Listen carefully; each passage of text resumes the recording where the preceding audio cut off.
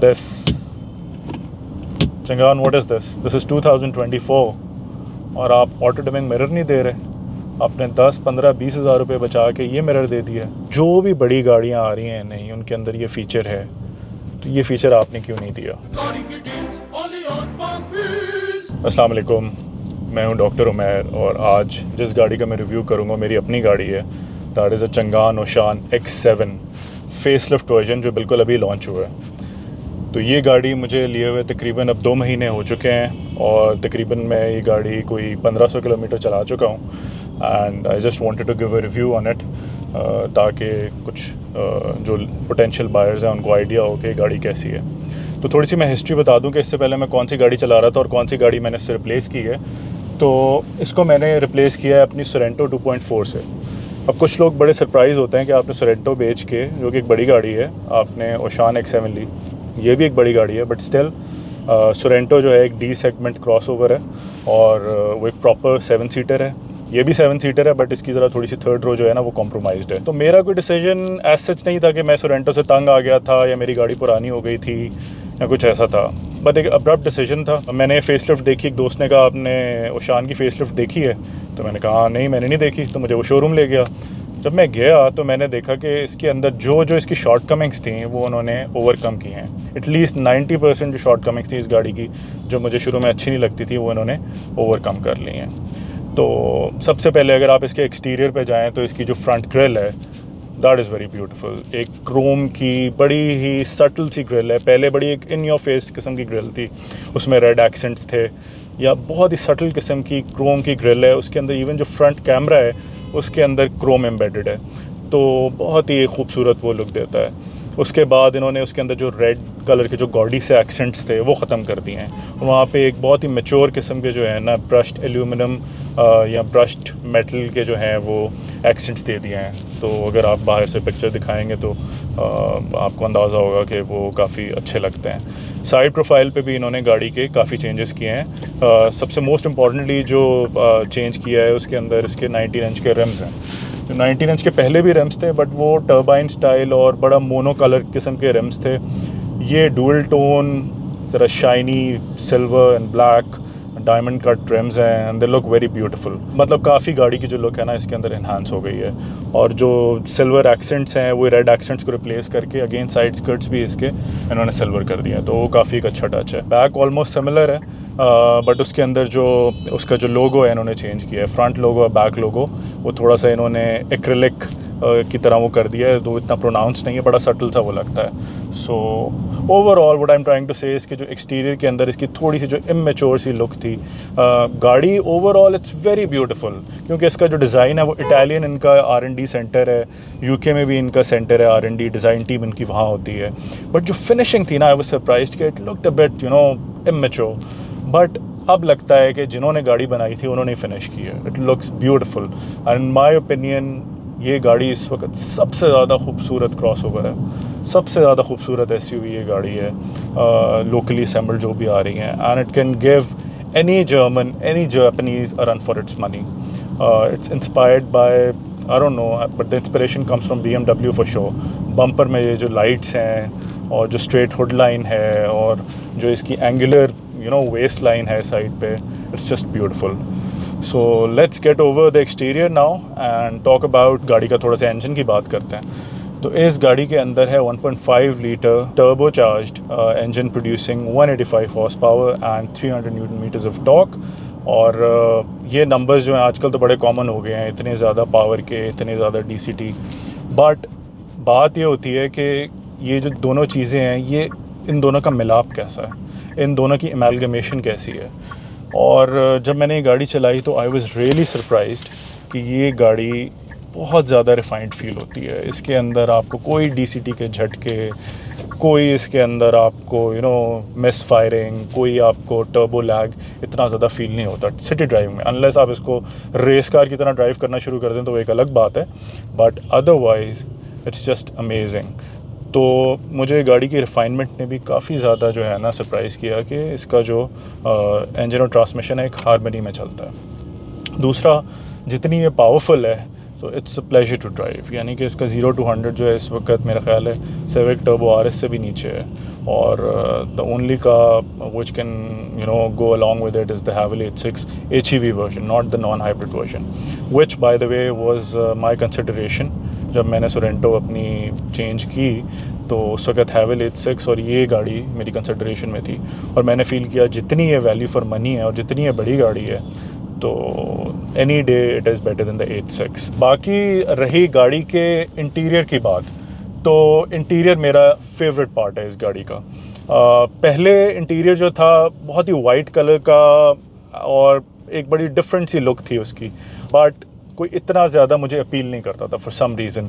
उसका मुझे steering wheel थोड़ा सा ऑड लगता था, उसका मीटर भी मुझे पसंद नहीं था, इवन उसका जो कलर था, येस नई नई गाड़ी अच्छी लगती थी बट पुरानी होकर इतनी कोई ख़ास नहीं लगती थी। अब इन द फेस लिफ्ट इन्होंने एक तो टेराकोटा टैन ये जो कलर कर दिया, ये मुझे बहुत पसंद है, और ये मुझे याद दिलाता है प्रोटॉन X70 की, जो मैंने एक टाइम पे बुक कराई थी और मुझे कभी भी नहीं मिली। और ये बिल्कुल प्रोटॉन X70 वाला तकरीबन कलर है, और द सीट्स रियली ब्यूटीफुल, मतलब यानी कि दिखने में भी बहुत अच्छी लगती हैं, कंफर्ट लेवल भी इनका काफ़ी डिसेंट है।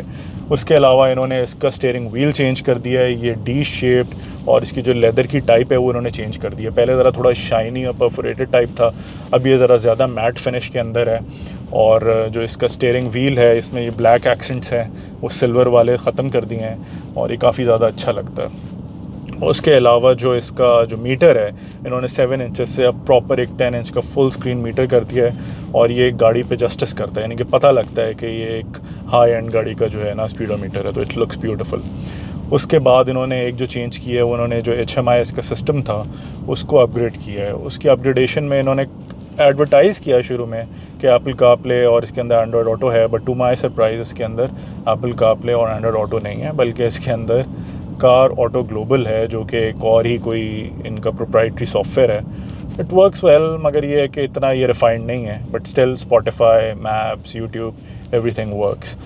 सबसे जो अच्छी बात है वो ये है कि इसकी रेजोल्यूशन और उसकी जो स्पीड है चलने की वो बहुत ज़्यादा स्मूथ है, यानी कि अब कोई भी गाड़ी से आप इसको कंपेयर कर सकते हैं। आप कोई ये नहीं कह सकता कि इसका जो है सिस्टम लैग करता है या स्लो है। उसके अलावा जो उन्होंने एक अच्छी बात की है वो ये की है कि इन्होंने इसके अंदर 360 कैमरास को अपग्रेड कर दिया है, तो आप देख सकते हैं कि इसके अंदर 3D व्यू भी आ गया। 3D view is beautiful, high resolution, spectacular, मतलब बहुत अच्छी क्वालिटी है इसकी। तो जो इसकी शॉर्ट कमिंग्स थी उन्होंने ख़त्म कर दी, बट इतनी सारी इम्प्रूवमेंट्स के बाद इन्होंने कहीं ना कहीं तो मसला करना था ना, तो मैं आपको थोड़े से वो चीज़ें बताता हूँ जो मुझे अब नहीं पसंद आ रही। This Changan, what is this? This is 2024 और आप ऑटो डिमिंग मिरर नहीं दे रहे। आपने 10, 15, 20 हज़ार रुपये बचा के ये मिरर दे दिया। आई अंडरस्टैंड कि इंटरनेशनली भी इस गाड़ी में नहीं था, बट आपने जैसे लोकल इतना अच्छा फेसलिफ्ट दिया है तो आप उसको कस्टमाइज़ कर देते, ये आप आउटसोर्स करके दे देते। उसके बाद ये जो सनशेड है, अब मैं सोरेंटो से आ रहा हूँ इसलिए मैं कंपैरिजन कर रहा हूँ, रिट्रैक्टेबल नहीं है, पीछे नहीं जाता, धूप आ रही होती है इसको हम पीछे नहीं कर सकते। तो जो भी बड़ी गाड़ियाँ आ रही हैं नहीं उनके अंदर ये फ़ीचर है, तो ये फ़ीचर आपने क्यों नहीं दिया? बाकी जो लाइट है चलें बटन से चलती है, सेंसर बेस्ड नहीं है, सोरेंटो की भी ऐसी थी। अब आते हैं डोम लाइट्स पे। डोम लाइट्स दिखने में बहुत खूबसूरत, everything is beautiful, but where it the sun glasses holder को? ये बात मुझे नहीं समझ आई कि अगर आपने इसको अपग्रेड किया है तो आपने सन ग्लासेस होल्डर को ख़त्म कर दिया। तो ये कुछ ऐसी चीज़ें हैं, यानी कि जो मैं कहता हूँ कि इनको इम्प्रूव करने के बजाय आपने थोड़ा सा पीछे चले गए हैं। ये मुझे नहीं पता कि प्री फेस लिफ्ट में हिलता था कि नहीं हिलता था, बट ये तो था, दैट वाज शो। वैसे तो सब कुछ मुझे टच स्क्रीन बिल्कुल जो है ना, यानी कि एसी के कंट्रोल स्क्रीन पे हो मुझे जहर लगता। मुझे टैक्टाइल बटन्स हमेशा से पसंद है, कि यानी कि आप नॉब्स हों, आपके पास बटन्स हों। इस गाड़ी में चलें उन्होंने एक पूरा सेक्शन दिया है क्लाइमेट कंट्रोल का, एसी का, सारे कंट्रोल्स का, बट वो सारा टच है, तो उसमें कोई टैक्टाइल फीडबैक नहीं है। तो it would have been great कि अगर उसके अंदर कुछ इस तरह का वो दे देते हैं। बाकी डिज़ाइन पॉइंट ऑफ व्यू से the interior is very very beautiful. ऐसे वही लगता है कि कोई मर्सिडीज़ या BMW से इंस्पायर्ड है। आउट जो इसकी बाहर की लुक है वो तो टोटली BMW से इंस्पायर्ड है, बट ये कि इंटीरियर जो है वो भी कोई जर्मन गाड़ी का लगता है।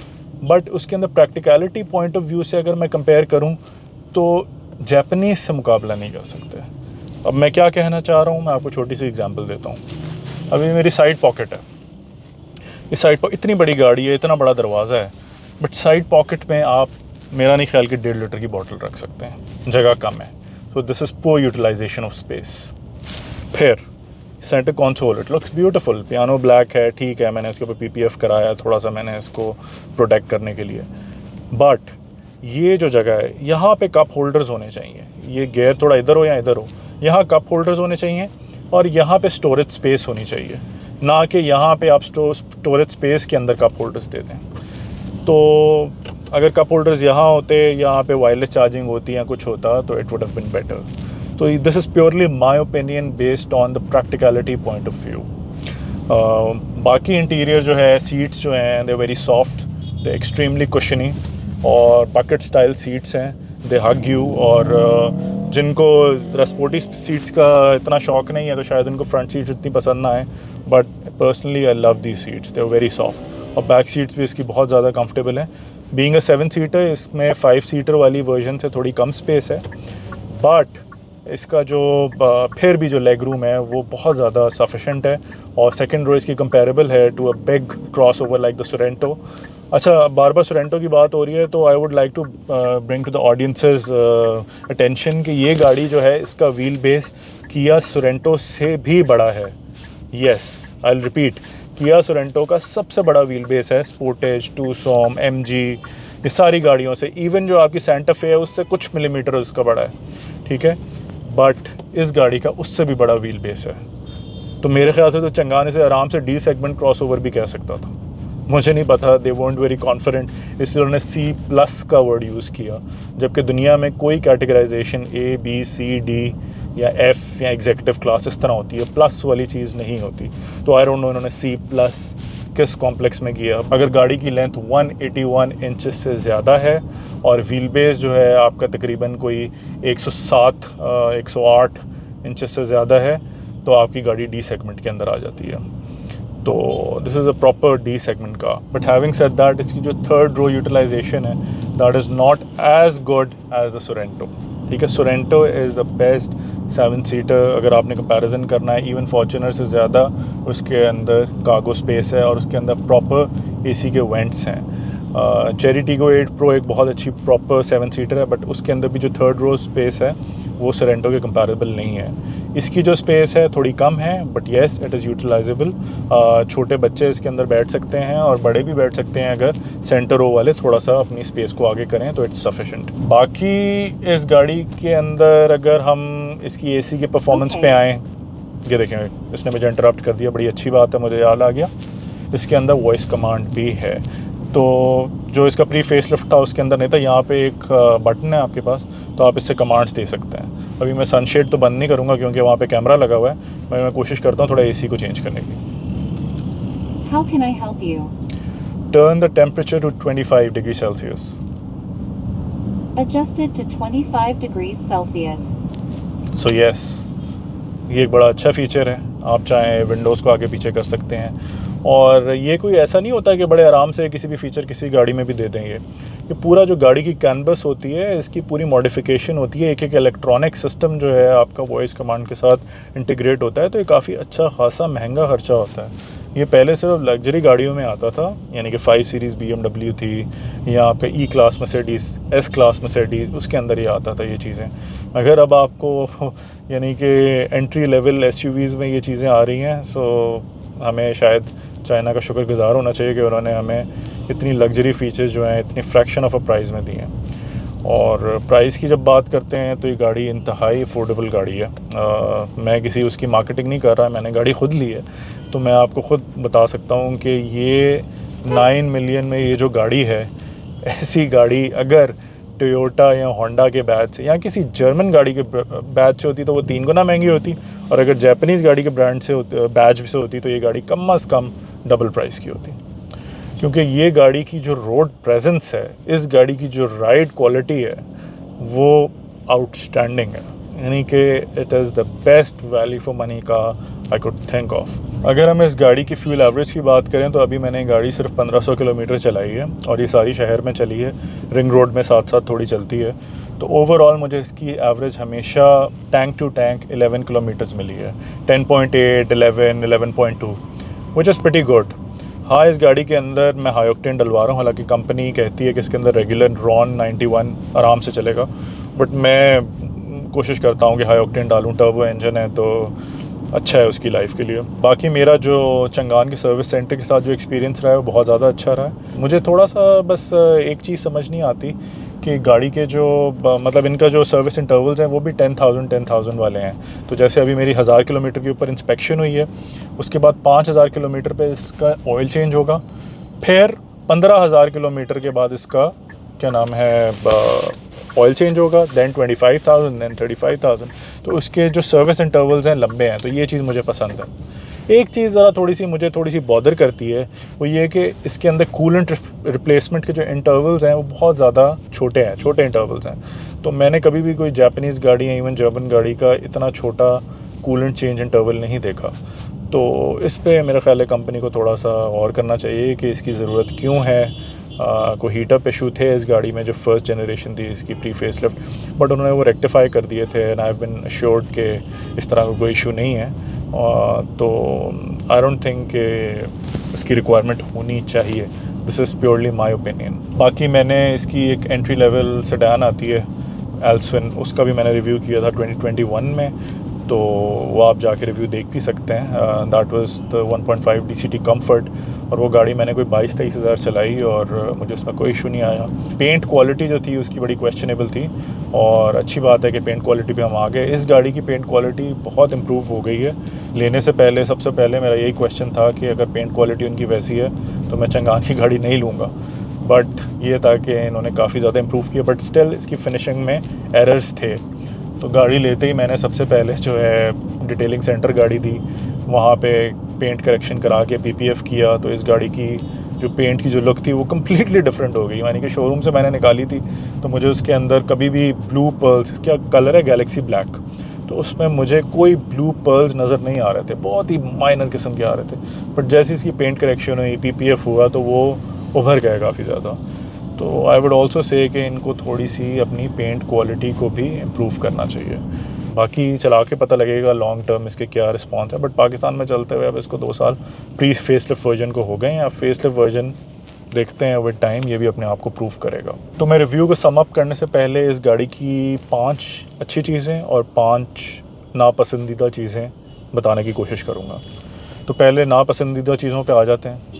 एक ये नॉन रिट्रैक्टेबल सनशेड, फिर ये नॉन ऑटो डिमिंग ये मिरर, फिर इसका डिज़ाइन थोड़ा बेहतर हो सकता था, कप होल्डर्स यहाँ होते, यहाँ वायरलेस चार्जर होता, साइड पॉकेट्स थोड़ी सी बड़ी हो सकती थी। उसके अलावा एप्पल कारप्ले और एंड्रॉयड ऑटो प्रॉपर होता, तो ये एक परफेक्ट पैकेज होता। और अब मैं इसकी कोई 5 अच्छी चीज़ें बताऊं तो सबसे पहले नंबर 1 लुक्स। जितनी दफ़ा इस पर एम्फेसाइज़ करूं कम है। लुक्स लुक्स लुक्स लुक्स, बहुत ज़्यादा खूबसूरत लगती है ये गाड़ी। Number 2 comfort and the quality of the ride, बहुत अच्छी क्वालिटी है इसकी। Number 3 the engine and the transmission, they work in great harmony और बहुत अच्छी पावर है इस गाड़ी की। नंबर 4, ये नंबर 1 भी आप कह सकते हैं, इसकी प्राइस बहुत अच्छी है इस गाड़ी की। And number 5 the features that it offers, auto boot, 19-inch alloys, the interior color. So yes, these are the top 5 things that I like and dislike. अब मैंने गाड़ी साइड पे खड़ी कर दिया ताकि मैं आपको ज़रा इंस्ट्रूमेंट क्लस्टर्स के ज़रा HMI के फीचर्स थोड़े से दिखा सकूं। तो थोड़ा सा मैं आपको इसका कार ऑटो ग्लोबल वाली जो ऐप है उसके बारे में दिखा देता हूँ। ये मैंने कनेक्ट की हुई है। तो स्पॉटिफाई का इसका एक अपना इंटरफेस है, वो प्रॉपर इंटरफेस आ जाता है आपके पास। उसके अलावा आपके पास गूगल मैप्स आ जाते हैं। गूगल मैप्स आप अपने फ़ोन को, आपने इसमें प्रॉब्लम ये है कि आपको फ़ोन को अनलॉक रखना होता है और कार ऑटो ग्लोबल की ऐप को खोल के रखना होता है, तो फिर ये चलता है। ये देखें, ये चल गया। उसके अलावा इसमें जो फ़ीचर्स हैं मैं थोड़े से आपको बता देता हूँ। और कार ऑटो ग्लोबल के अलावा आपके पास जो मुझे बहुत ज़्यादा अच्छा फ़ीचर लगता है वो इसके अंदर कार रिकॉर्डर का एक फ़ीचर है। सेंटर कंसोल में आपके पास एक यूएसबी लग जाती है और आपकी गाड़ी हमेशा इसके जो चारों कैमराज़ हैं वो इस वक्त जो है ना रिकॉर्डिंग कर रहे होते हैं। आपके पास पूरी हिस्ट्री आ रही होती है।